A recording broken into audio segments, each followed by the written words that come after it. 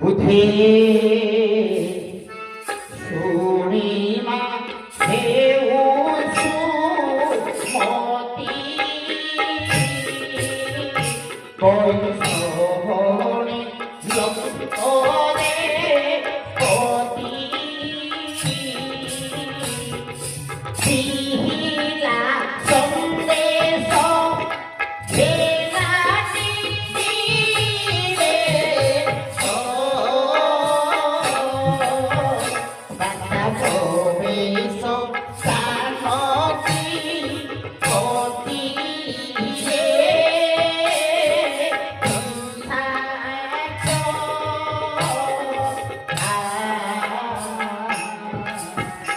বাতা ভবেশ সানতি পতি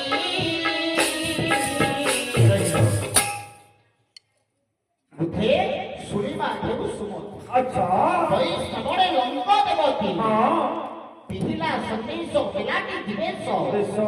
বার্তা প্রবেশ জানকী গতিরে বিছাই সাক্ষ্য বুদ্ধিবরন্তে পণ্ডিত এই পণ্ডিত মানে সুমানে উত্তম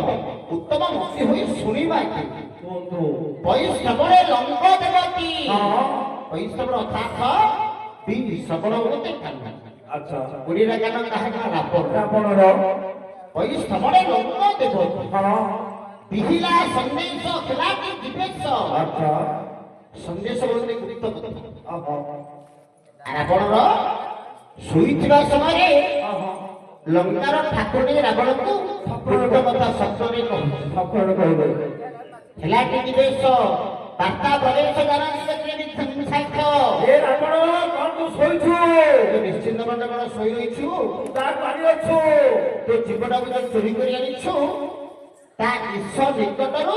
ଗୋଟେ ଗୁପ୍ତ ବାର୍ତ୍ତା ଅର୍ଥାତ୍ ଗୋଟେ ମାଙ୍କଡ ଗୋଟେ ଆସି ତ ଲଙ୍କା ଗଡ଼ାରେ ପ୍ରବେଶ କଲା ହେଲାନି ଲଙ୍କାଦେବୀ କଣ ଜାଣି ସେବା କର ନା ସେ ପୂର୍ବରୁ ପରପ୍ରାପ୍ତ ତାଙ୍କୁ ହୋଇଥିଲେ ଅହ ଯେତେବେଳେ ସେ କୁମାରଙ୍କ ଭଣ୍ଡାର ପ୍ରଥମେ ଶିବଙ୍କ ପାଖରେ ହୋଇଥିଲେ ଅହ ଯେତେବେଳେ କୁମାରଙ୍କୁ ଭଣ୍ଡାର ଦିଆଗଲା ଭଣ୍ଡାର ଘରେ ରହିଲେ କି ଲଙ୍କାଦେବୀ ରାବଣ ଯେତେବେଳେ କୁମାରଙ୍କର ବଳମାନ କରି ଯେ ଭଣ୍ଡାର ଚୋରି କରି ଆଣିଲା ଆସି ଲଙ୍କାରେ ରହିଲେ କିନ୍ତୁ ବ୍ରହ୍ମା କହିଥିଲେ ଯୋଉଦିନ ମାଙ୍କଡ ଆସି ଲଙ୍କାରେ ପ୍ରବେଶ କରିବ